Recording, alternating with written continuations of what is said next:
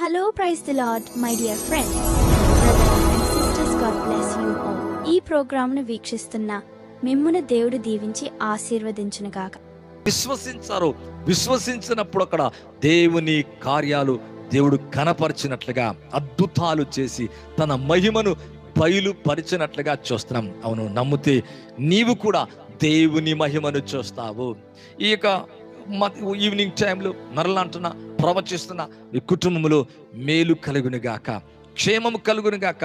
ఇది మొదలుకొని అవును, king of kings and lord of lords అనగా ప్రభులకు ప్రభు, రాజులకు రాజు నీ జీవితాన్ని, నీ కుటుంబాన్ని, నీ ఇంటిని, నీ హృదయాన్ని ఎప్పుడైతే ఏలుతూ పరిపాలిస్తాడో, అవును, ఆయన పరిపాలన క్రింద మనమున్నప్పుడు, ఆయన పరిపాలనలు మనమున్నప్పుడు అన్ని కార్యాలు కూడా వృద్ధిలోకి వస్తాయి, క్షేమములోకి వస్తాయి. ఈ రోజు నుంచి మితి లేకుండా, వృద్ధి కాదండి, క్షేమం కాదు, మితి లేకుండా, మితి లేకుండా, నో లిమిట్ అనగా లిమిట్లెస్ గా నీకేం చేస్తానంటే మితి లేకుండా. అందుకే అబ్రహాముతో అంటాడు, చూడు, గుడారంలోకి వెళ్ళి బయటికి తీసుకొచ్చి ఆకాశము చూపించి అంటాడు, సముద్రం కింద ఆ ఇసుకరేణువును చూపించి ఆకాశం వైపు చూపించి అంటాడు కదా, నీకు చేతనైతే లెక్కించుమని చెప్పినట్లుగా చూస్తున్నాం. ఆకాశ నక్షత్రాలు లెక్కించు, అలాగున నీ వృద్ధి, అలాగున నీ క్షేమం, అలాగున నీ వృద్ధి, అలాగున నీ సంతానం ఉంటుందని దేవుడు చెబుతున్నట్లుగా దేవుని యొక్క వాక్యంలో చూస్తున్నాం. ఈ లైవ్ ద్వారా మీ జీవితం కూడా అలాగే ఉంటది. ప్రభు అంటాడు, అవును, విశ్వసిస్తే అనగా అబ్రహామును గుడారములకు వెళ్ళి బయటికి తీసుకొచ్చి ఆ చీకటి వేళ పైకి చూపించి, నీకు చేతనైతే, నీవు లెక్క పెట్టగలిగితే, నీకు వీలైతే, నువ్వు లెక్కించగలిగితే ఈ నక్షత్రాలు లెక్కించని చెప్పినప్పుడు అతను లెక్కించలేకపోయినట్టుగా చూస్తున్నాం. అలాగున నీ సంతానం ఉంటుంది. అబ్రహాము దేవుని నమ్మెను, అది నీతిగా అతనికి ఎంచబడినట్లుగా చూస్తున్నాం. ఈరోజు ప్రామిసెస్ని, వాక్యాన్ని, దేవుడు పలికిన మాటల్ని, ఈ వాక్యాన్ని నమ్ముకున్నప్పుడు, ఈ వాక్యాన్ని విశ్వసించినప్పుడు, దేవుని ద్వారా వ్రాయబడిన ఈ ప్రవచన గ్రంథాన్ని ఎప్పుడైతే మనం చదివి విశ్వసించి విశ్వాసం ద్వారా ఎప్పుడైతే డిక్లేర్ చేసి విశ్వాసముతో ముందుకు వెళుతామో, నీ వృద్ధి, నీ క్షేమం మితి లేకుంటే ఉంటది. అందుకే ఒక దినాన యేసు ప్రభు లూకా సువార్త 5వ అధ్యాయాన్ని గనుక మీరు చూసినట్లయితే, ప్రభు గెన్నెసరస్ అనే సరస్సు తీరమున మరి నిలబడ్డప్పుడు 2 దోణులు చూశాడు. అందులో సీమోన్దైన దోణి చూసి అందులోకి వెళ్ళి మరి నిలబడి కూర్చొని వాక్యాన్ని బోధించినట్లుగా చూస్తాం. సీమోను పేతురు ఆ దోణినిచ్చినట్లుగా అందులో కూర్చున్నట్లుగా ప్రభందరి మీద పడుతుండగా, వాక్యాన్ని వినడానికి అందరూ మీద పడుతుండగా ఆ దోణిలోకి వెళ్ళి వాక్యాన్ని బోధించిన తర్వాత పిదప సీమోన్తో అంటాడు, సీమోనా, నీ తోని కొంచెం లోతుకు నడిపించి నీ వలవి అన్నప్పుడు, అయ్యా, రాత్రంతా ప్రయాస పడితేమి నాకేమీ దొరకలేదయ్యా, అయినా నీ మాట చెప్పున వలవేతుము. నిజమే, కొంచెం లోతుకు వెళ్ళాడు. లోతుకు వెళ్ళి వల వేయగా దేవునిక వాక్యం అంటుంది, ఆ వలలు అన్నీ కూడా డ్రాయ్ అయినట్ట, అన్ని కూడా చేపలన్నీ వచ్చేసినట్ట. ఎక్కడ దాకా అదే స్థలం, అదే చోట రాత్రంతా ప్రయాసపడ్డాడు, వెదికాడు, దొరికాడు, ఏమీ దొరకలే. రాత్రంతా ప్రయాస పడితేనే కానీ నాకేమీ దొరకలే. ఇప్పుడు నింపుతున్నాడు ప్రభు. అవును, అతను దోణి మాత్రమే కాదు, అతని దోణి నిండటమే గొప్ప కార్యం. మితి లేకుండా వృద్ధి క్షేమాన్నిచ్చే దేవుడు ఇతని జీవితంలో. ఎన్ని చేపలంటే తన దోణి నిండిపోయి మరొక దోణి, పాలివాడైన దోణిను నింపివేసినట్లుగా బైబిల్లో మనం చూస్తున్నాం. అవును, ప్రభు నిలబడ్డ చోట, ప్రభు అడుగులున్న చోట, ప్రభు పరిపాలించే చోట, ప్రభు ఎక్కడ అడుగు పెడితే, యేసయ్య ఎక్కడ ఉంటే అక్కడ వృద్ధి ఉంటది, క్షేమం ఉంటది. ఆత్మీయకంగా, శారీరకంగా, కుటుంబంగా, పిల్లల జీవితంలో, నీ జీవితంలో, నీ ఇంటి వారి జీవితంలో క్షేమమే ఉంటది.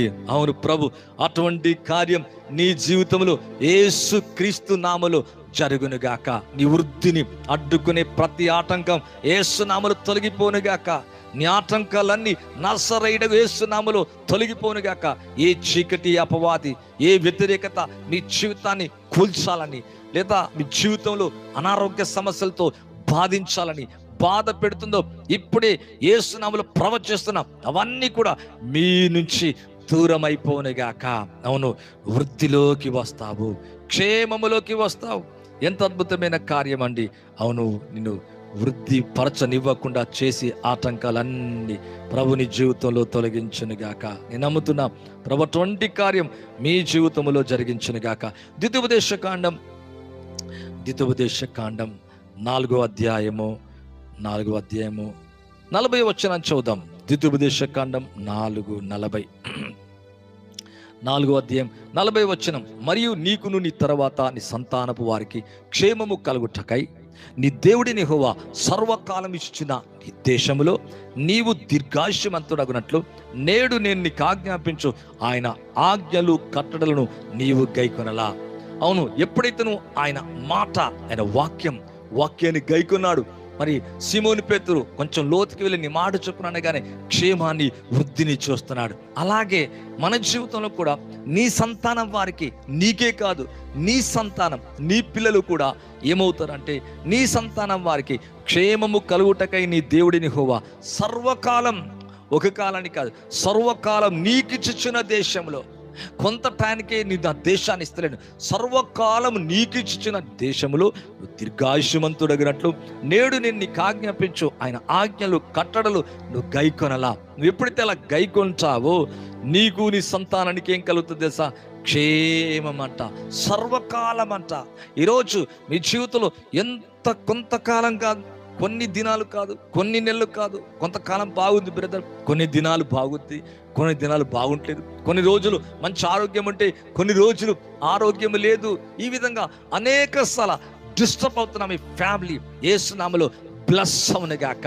నీ ప్రతి బలహీనత యేసు క్రీస్తు నామములో తొలగిపోనుగాక.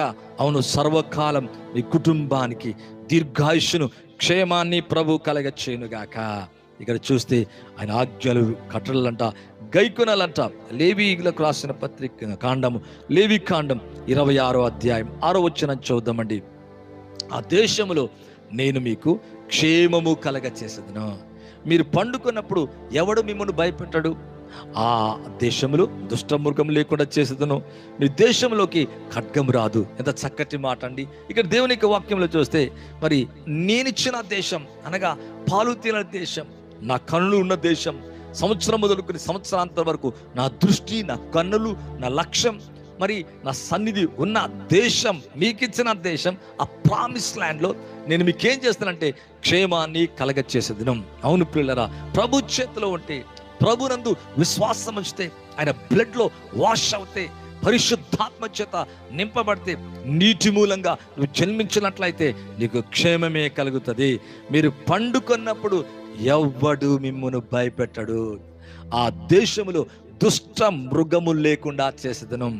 మీ దేశంలోకి ఖడ్గము రాదంట. Oh what a blessing. అవును, భయపెట్టేది ఈ రోజు నుంచి నీ జీవితంలో తొలగిపోనుగాక. ప్రతి భయం వెళ్ళిపోనుగాక. పరిపూర్ణమైన ప్రేమ భయమును వెళ్ళగొట్టునంట. అవును, దేవుని ప్రేమ భయాలన్నీ తీసేస్తుంది. ఎవ్వడు మిమ్మల్ని భయపెట్టడంట. ఏ విషయానికి కూడా ఆ దేశంలో దుష్ట మృగం లేకుండా చేస్తాడంట. అనగా ఎవ్రీ టైం పీస్, ప్రతిసారి క్షేమమే, నెమ్మది, సమాధానం. అవును, దుష్టుడైన సాతాను లేకుండా చేస్తాడంట. మీ దేశంలోకి ఖడ్గము రాదంట. అవును, మరణం, వ్యాధి, భయం, చీకటి నిన్ను తరమదంట. దేవునికి వాక్యం అంటది, మీ దేశంలోకి ఖడ్గము రాదు, మిమ్మల్ని ఎవడు భయపెట్టడు. ఆ దేశంలో దుష్ట మృగం, అవును దుష్టుడైన సాతాను, దుష్ట మృగం లేకుండా చేసేదనని దేవుని యొక్క వాక్యం అంటుంది. అంటే నీ జీవితంలో ఇన్ని దినాలు దొంగిలించిన వృద్ధి, క్షేమాన్ని దేవుడు తిరిగి 2 అంతలుగా, 100 అంతలుగా, 10 అంతలుగా, 7 రెట్లుగా, 1000 రెట్లుగా యేసు క్రీస్తు నామములో దేవునికి ఇచ్చునుగాక. 30 అంతలు, 60 అంతలు, 100 అంతలు అంట. దేవునికి వాక్యం అంటది, అలాగూ వృద్ధిలోకి వస్తావు, క్షేమములోకి వస్తావు. ఇది మొదలుకొని దేవునికి వాక్యం అంటుంది, ఇది మొదలుకొని మితి లేకుండా, అవును మితి లేకుండా దేవుని యొక్క ఆత్మాభిషేకాన్ని యేసయ్య కలిగి ఉన్నాడు. అటువంటి అభిషేకం మనము కూడా కలిగి ఉందాము గాక. అటువంటి విజ్డమ్ మనలో ఆపరేట్ అవును గాక. అటువంటి నాలెడ్జ్, అటువంటి విజ్డమ్ యేసు నామములో పరిశుద్ధాత్మ ద్వారా మన జీవితంలో వర్కింగ్ అవునుగాక. అవును, అలాంటి జీవితం నీకుండాలని ప్రభు ఆశిస్తున్నాడు అండి. అవును, ఇక్కడ అంటున్నాడు, ఆ దేశములో నేను మీకు క్షేమము కలగ చేసేదను. దేవునికి వాక్యములు కనుక చూసినట్లయితే సంఖ్యాకాండము అవును 24 అధ్యాయము, సంఖ్యాకాండం 24 అధ్యాయం 5 అధ్యాయాన్ని చూస్తున్నాండి. యాకోబు నీ గుడారములు, ఇశ్రాయేలు నీ నివాస స్థలములు ఎంతో రమ్యమైనవి, క్షేమంగా ఉన్నాయంట. వాగుల వలె అవి అవి వ్యాపించుచున్నవి. నదీ తీరమందలి తోట వలను, యెహోవా నాటిన అగరు చెట్ల వలను, నీళ్ళ యొద్దనున్న దేవదారు వృక్షం వలె అవి ఉన్నవి. నీళ్లు అతని బొక్కెల నుండి కారును, అతని సంతతి బహు జనముల యొద్ద నివసించును. అతని రాజు అగగు కంటే గొప్పవాడగును. యాకోబు గురించి చక్కటి ప్రవచనాలు ఇక్కడ చూస్తున్నాం. ఇశ్రాయేల్ గురించి. అవును, ఇజ్రాయెల్ని మరి గెలవటం అంటే చాలా కష్టం అండి. ఎందుకంటే యాకోబులో దేవుడు ఉంటాడు. ఇక్కడ యాకోబు నీ గుడారం, ఇశ్రాయేలు నీ నివాస స్థలం ఎంతో రమ్యములైనవి. అది మహారాజు పట్టణం. అవును, ప్రభు పట్టణం అది. నీ గుడారం ఇశ్రాయేలు నీ నివాస స్థలం.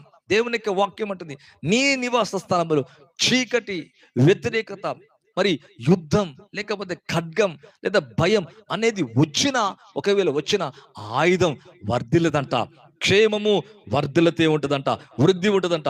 నీ నివాస స్థలములు ఎంతో రమ్యములైనవి. ఒక దినాన యాకోబు ఎన్కౌంటర్ అయ్యాడు. యాకోబు దేవుని చూశాడు. యాకోబు దేవునితో పెనుగులాడి పోరాడినప్పుడు యాకోబు, ఇక నీ పేరేంటంటే యాకోబు కాదు, మోసగాడు కాదు, ఇశ్రాయేలే. అవును, యాకోబు ఏమైపోయాడంటే ఇశ్రాయేల్ అయిపోయాడు. నీ గుడారం ఇశ్రాయేలు, నీ నివాస స్థలం ఎంతో రమ్యములు. నువ్వున్న చోట ప్రభు నిన్ను వృద్ధిపరచునుగాక, క్షేమాన్నిచ్చునుగాక.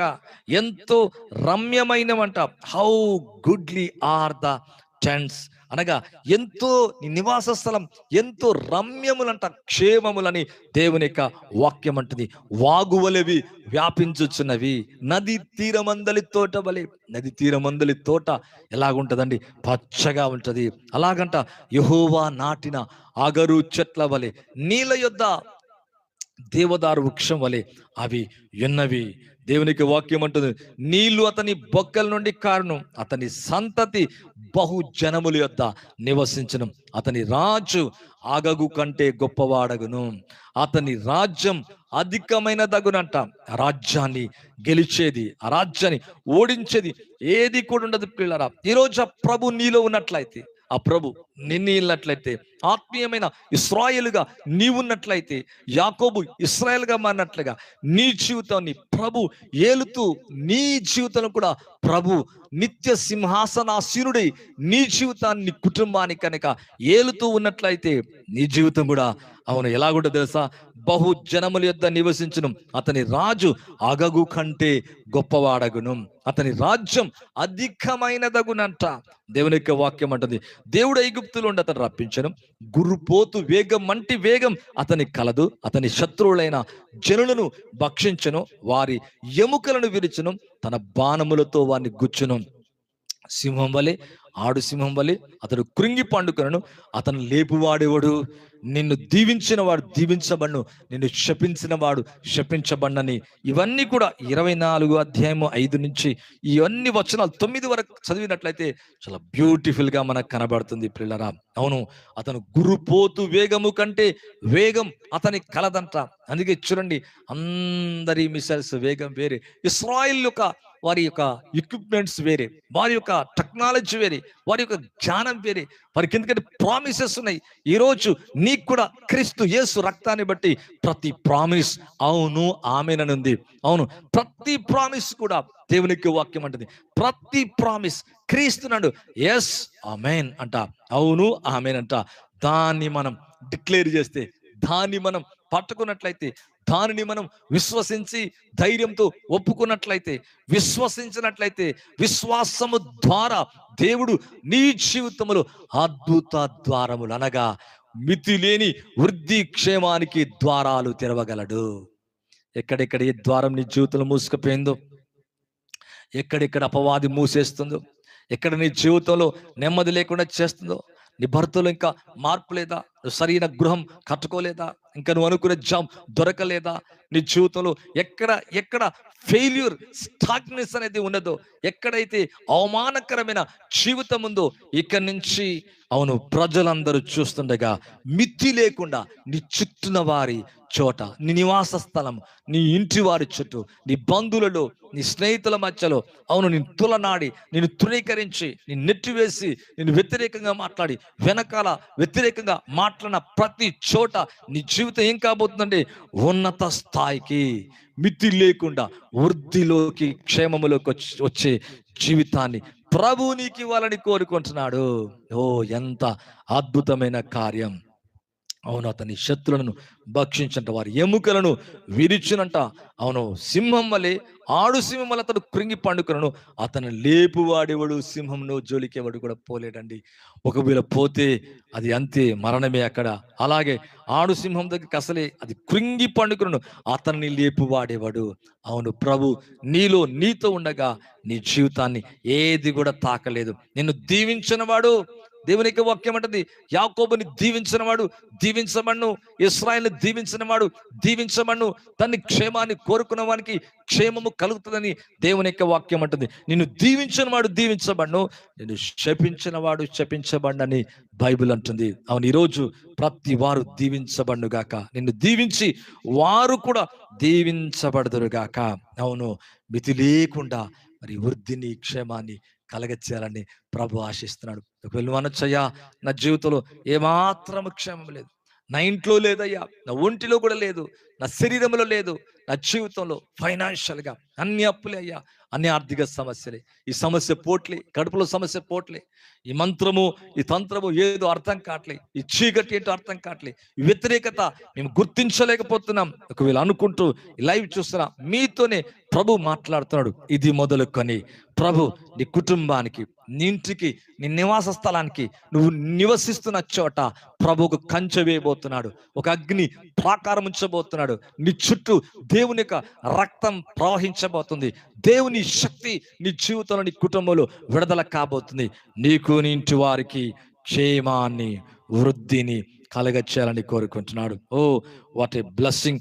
దేవునికి వాక్యములు కనుక చూస్తే యెషయా గ్రంథం 48వ అధ్యాయము, యెషయా గ్రంథం 48వ అధ్యాయము 18వ వచనం చూద్దామండి. 48:18. నీవు నా ఆజ్ఞలను ఆలకింపవలనని నేనెంతో కోరుతున్నాను. ఆలకించిన ఎడల నీ క్షేమం, నీ యొక్క క్షేమం ఎట్లా ఉంటుందంటే నది వలెను, నీ నీతి సముద్ర తరంగం వలె ఉంటుందంట. నది వలె ఉంటుందంట నీ క్షేమం, ఆగదంట. నీ క్షేమాన్ని ఆపేది ఏది కూడా ఉంటుందట. నది ఎవ్రీ డే ఫ్లో అవుతూనే ఉంటుంది, 365 days ఫ్లో అవుతూనే ఉంటుంది. నీవు నా ఆజ్ఞలను ఆలకింపవలనని నేనెంతో కోరుచున్నాను. అలాగా నువ్వు చేసినలా, నువ్వు కోరుతున్న దాన్ని చేసినలా, ఆలకించినలా నీ క్షేమం, నీ క్షేమం నది వలె అంట. నీ క్షేమం నది వలె ఉంటుందంట. దేవునికి వాక్యం అంటది నది వలె అంట. నది ఎప్పుడు ఎండిపోదు, అలాగే నీ క్షేమము కూడా ఎండిపోదంట. నీ వృద్ధి కూడా ఎండిపోదు, ఏది కూడా ఎండ చేయలేదు. ఎందుకంటే నీకు వృద్ధిని, క్షేమాన్ని ఇచ్చేది ఎవరు తెలుసా? ఆయనే, మన ప్రభు అయిన క్రీస్తు. నీ క్షేమం నది వలె, నీ నీతి సముద్ర తరంగం వలె ఉంటదంట. ఎంత అద్భుతమైన కార్యం! లైవ్ చూస్తున్న మీ అందరి జీవితంలో ఇటువంటి కార్యము జరుగునుగాక. అవును, నీ క్షేమం నది వలె ఉండునుగాక. దేవునికి వాక్యములు కనుక చూస్తే కీర్తన గ్రంథం, అవును కీర్తన గ్రంథం 102వ అధ్యాయం, 102 చూసినట్లయితే 102 మరి 13, 14 అండి. 102, 13, 14. నువ్వు లేచి సియోను కరుణించదవు, దాని మీద దయ చూపుటకు కాలం వచ్చెను, నిర్ణయ కాలం వచ్చెను. దాని రాళ్ళు నీ సేవకులకు ప్రియములు, వారి దాన్ని మంటిని కనికరించుదరంట. నువ్వు లేచి, అవును తన బిడ్డల్ని దేవుడు ఏం చేస్తుంటే కరుణిస్తాడంట. నువ్వు లేచి సియోను కరుణించదవు, దాని మీద దయ చూపుటకు కాలం వచ్చెను, నిర్ణయ కాలమే వచ్చిందంట, రైట్ టైం వచ్చిందంట, సరైన సమయం వచ్చిందంట. అందుకే ఒకసారి ప్రభు అట్లా పోతున్నప్పుడు, దావీదు కుమారుడా నన్ను కరుణించనగానే వెంటనే మరి ప్రభు అక్కడ ఆగిపోయాడు. అందరూ అంటుండే, మాట్లాడకు, ఆగిపో. అలా కేకలు వేద్దన కొలది ఈ గుడ్డి భిక్షకాడు మరలా గట్టిగా కేకలు వేస్తాడంట. దావీదు కుమారుడా నన్ను కరుణించు, దాటిపోతున్నాడు, వెళ్ళిపోతున్నాడు, అవతలకి వెళ్ళిపోయిన తర్వాత మరలా పిలవలే రాలేడు కనుక ఈ దారి గుండా వెళుతున్నప్పుడు ఇతను ఏం చేస్తాడంటే గట్టిగా కేకలు వేసి వారు ఊరకుండుమని చెప్పిన కొలది కూడా అతను పిలుస్తూనే ఉన్నాడు. ప్రభు వెంటనే వాని చూసి అవును కనికరపడ్డాడు. నువ్వు లేచి సియోను కరుణించదు, దాని మీద దయచూపుట కాలం వచ్చెను, నిర్ణయ కాలమే వచ్చెను. అంటే దాటిపోతున్న సమయంలో యేసు ప్రభుని దావీదు కుమారుడా మెర్సీ అపాన్ మీ, దావీదు కుమారుడా నన్ను కరుణించని కేకలు వేసినప్పుడు నిలిచి ఆగి పిలిచి అంటాడు కదా, నేనుకేం చేయాలన్నప్పుడు వెంటనే అంటున్నాను, అతను నాకు దృష్టి కలిగినట్లుగా నన్ను స్వస్థపరచు, నీ నమ్మిక చొప్పున నీ కలుగును గాక. వెంటనే వాడు చూపునుంది సంతోషంతో ప్రభుని చూస్తూ గంతులు వేస్తూ ప్రభుని స్తుతిస్తూ వెళుతున్నట్టుగా చూస్తున్నాం. అవును, ఈ రోజు నీ మీద దయచూపుటకు నిన్ను కరుణించుటకు కాలం వచ్చింది, నిర్ణయ కాలం వచ్చింది, రైట్ టైం వచ్చింది. నీ గర్భద్వారములు తెరవబడును గాక. నువ్వు ఉద్యోగం కొరకు ఎదురు చూస్తున్నావా, వివాహమా, పిల్లల, కుటుంబమా, నింట్లో దేని కొరకైతే నువ్వు ఎదురు చూస్తున్నావు ఆ కార్యం నీ జీవితంలో జరుగును గాక. అటువంటి అద్భుతమైన కార్యం జరుగును గాక. అవును, సియోను నువ్వు లేచి సియోనుని కరుణించదవు, దాని మీద దయచూపుటకు కాలం వచ్చను, నిర్ణయ కాలం వచ్చను. దాని రాళ్ళు నీ సేవకులకు ప్రియములు, వారు దాని మంటిని కనికరించుతారని దేవుని యొక్క వాక్యం అంటుంది. అవును, మన జీవితాన్ని మన కుటుంబాన్ని ప్రభు కనికరించి మనకున్న పరిస్థితుల్లోంచి ప్రభు మనల్ని విడిపించి దీవించును గాక. ఇదే కీర్తన గ్రంథం దేవుని యొక్క వాక్యములు కనుక చూస్తే 137 చూద్దామండి. 137 5-6 చూద్దాం. యెరూషలేమా నేను నిన్ను మరచిన ఎడల నా కుడి చేయి తన నేర్పు మరచును గాక. నేను నిన్ను జ్ఞాపకము చేసుకున్న ఎడల నా ముఖ్య సంతోషము కంటే నేను యెరూషలేమును హెచ్చుగా ఎంచిన ఎడల నా నాలుక నా అంగిట అంటుకొనును గాక. అంటే దేవుడు యెరూషలేమును అనగా ఎంతో ప్రేమిస్తున్నాడు. యెరూషలేమా నేను నిన్ను మరచిన ఎడల నా కుడి చెయ్యి తన నేర్పునే మరచును గాక. దేవుడు తన కుడి చేయి నేర్పును ఎట్లా మర్చిపోతాడు? దేవుడు కదా.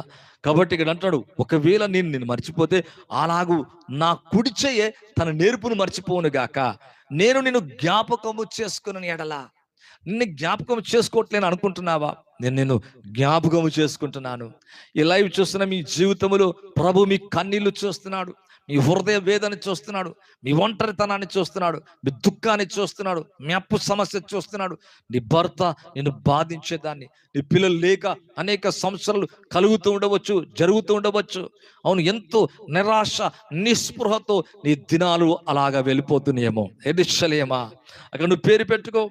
యెరూషలేమా నేను నిన్ను మరచిన ఎడల, నేను నిన్ను మరచిన ఎడల నా కుడి చెయ్యి. Ravi brother, my dear brother, Raju brother, ఎవరైనా కానీ మరి లైవ్ చూస్తున్నా మీ జీవితంలో నేను నిన్ను మరచిన ఎడల నా కుడి చెయ్యి తన నేర్పు మరచునుగాక. నేను నిన్ను మరచట్లేనయ్యా, అయ్యా సహోదరి సహోదరా, నేను నిన్ను మరుస్తలేను. ఒకవేళ మరిస్తే నేను నిన్ను మరచిన ఎడల నా కుడి చెయ్యి తన నేర్పునే మరచునుగాక.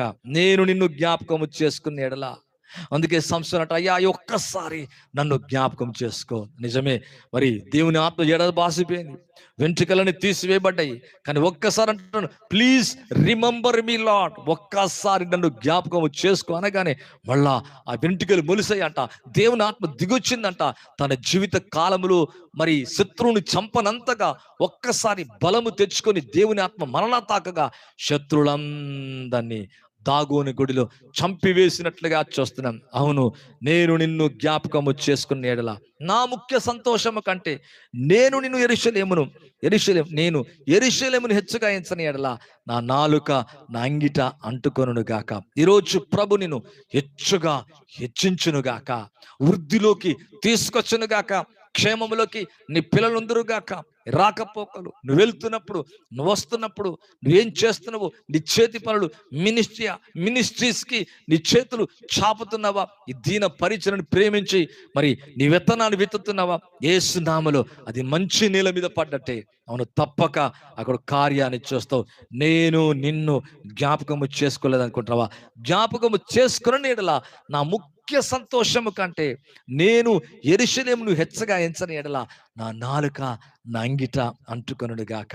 అవును ప్రభు, నాలుక అంగిట అంటుకొని ఉంటది అన్నట్టుగా మాట్లాడుతున్నాడు. అవును, నిన్ను తప్పక జ్ఞాపకం చేసుకుంటా. నా ముఖ్య సంతోషం ఎవరో కాదు, నీవే అవును అంటున్నాడు ఇక్కడ దేవునికి వాక్యం. నిన్ను నేను ఎట్లా మరిచిపోతాను, నేను మరిచిపోవట్లే అని చెబుతున్నట్లుగా దేవుని యొక్క వాక్యంలో చూస్తున్నాం. అవును, తప్పక ఇది మొదలుకొని క్షేమాన్ని, ఇది మొదలుకొని వృద్ధి, ఇది మొదలుకొని వృద్ధి క్షేమం నీ జీవితంలో ప్రభు కలగచేయాలని కోరుకుంటున్నాడు. అడుగుదామా, ప్రభుని ప్రార్థిద్దామా.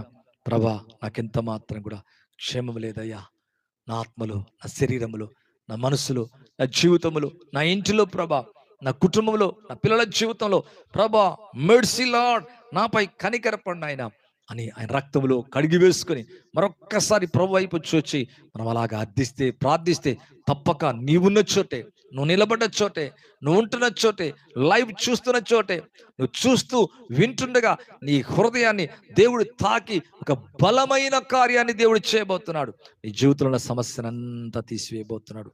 అవమానపడకు, దిగులు పడకు, చింతపడకు. నువ్వు కోల్పోయింది ఏదైనా ఉండొచ్చు, నువ్వు పోగొట్టుకుంది ఏదైనా ఉండొచ్చు, లేదా నువ్వు ఎక్స్పెక్ట్ చేసి విశ్వసించి కూడా నీ విశ్వాసంలో ఒక్కొక్కసారి నువ్వు అనుకున్నది పొందనంత మాత్రాన నీ విశ్వాసాన్ని కోల్పోవద్దు. ధైర్యంగా ముందుకెళ్ళు. నువ్వు అడిగిన దానికంటే, నువ్వు ఊహించిన దానికంటే, నువ్వు అడిగిన దానికంటే, నువ్వు కోరుకున్న దానికంటే అధికంగా ఇచ్చే దేవుడు నేను దీవిస్తాడు. అటువంటి కృప, అటువంటి ఆశీర్వాదం ప్రభు నీకు ఇచ్చెను గాక. ఇది మొదలుకొని మితి లేకుండా దేవుడు అన్ని విషయాలు వృద్ధిని, క్షేమాన్ని, జ్ఞానములు, అభిషేకములు, దేవుని శక్తిలో, దేవునికి వరములలో, దేవునికి ఆత్మలో నీ కలగజేసి దీవించిన గాక. అటువంటి కృప, అటువంటి ఆశీర్వాదం మీకు కలుగును గాక. పరిశుద్ధుడైన తండ్రి, ఎవరైతే కన్నీరు విడిచి లైవ్ చేస్తున్నారో బ్రదర్ నైనా, తండ్రి ఎవరైతే మ్యారేజ్ కొరకు నైనా వెయిట్ చేస్తున్నారో అయ్యా, ఎవరైతే నాయన తన కోర్టు కేసులు అయితే బాధపడుతున్నారో ప్రభా, ఎవరైతే తండ్రి నాయన వారి జీవితంలో గవర్నమెంట్ జాబ్ కొరకు ఎదురు చూస్తున్నారో నాయన, ఎవరైతే దేని కొరకైతే వారు ఎదురు చూసి కన్నీరు విడుస్తున్నారో వారి కొరకు యేసు క్రీస్తు నామములో ప్రార్థిస్తున్న ప్రభా, వారిని ప్రత్యేకంగా తాకండి నాయన, ప్రత్యేకంగా ముట్టండి ప్రభా. నేను థ్యాంక్ యూ, మీరు అలా చేస్తున్నందుకు స్తోత్రం. రాజేష్ బ్రదర్ని బట్టి కూడా, రాజేశ్వరి సిస్టర్ గారిని బట్టి వందనాలు ప్రభా. అలాగే నాయన అయ్యా లైవ్లో అయ్యా ఉంటున్నాయినా తండ్రి వారి యొక్క సమస్యలు తెలియజేసుకుంటున్న వారిని బట్టి కూడా వందనాలు ప్రభా. వారి జీవితాన్ని తాకండి, నా జీవితాన్ని, మా జీవితాన్ని మీరు తాకండి. మా జీవితాన్ని మీరు ఏలండి, మీరు పరిపాలించండి. మీరు తండ్రి మా జీవితాన్ని తండ్రి పరిపాలించి మా కుటుంబాల్లో, మా జీవితాల్లో అయ్యా మితి లేకుండా వృద్ధి, క్షేమాన్ని కలగచేయమని, మేముంటున్న చోట సమృద్ధిని కలగచేయమని దీవించమని యేసు క్రీస్తు నామములో అడిగి వేడుకుంటున్నాను తండ్రి. ఆమేన్ అండ్ ఆమేన్. థ్యాంక్ యూ అండి. చాలా మంచిది. లైవ్ వీక్షించిన మీ అందరికీ కూడా నా ప్రత్యేకమైన శుభాలు మరొకసారి తెలియజేస్తున్నాను. మొదటిసారి సబ్స్క్రైబ్ చేసుకోండి, లైక్ చేయండి, షేర్ చేయండి. ఈ మంచి వర్తమానాన్ని వేరే వారికి తెలియచేయాలని కోరుకుంటున్నాను. ఎవ్రీడే వచ్చే లైవ్లో మాతో పాటు కలిసి మరి పార్టిసిపేట్ అవ్వండి. Thank you brother. మరి లైవ్ చూసిన ప్రతి వారికి కూడా మరొకసారి పేరు పేరున నా నిండు కృతజ్ఞతలు తెలియజేస్తున్నాను. మిమ్మల్ని, మీ కుటుంబాన్ని సమృద్ధిగా ప్రభు దీవించి ఆశీర్వదించును గాక. Thank you. God bless you all. Praise the lord.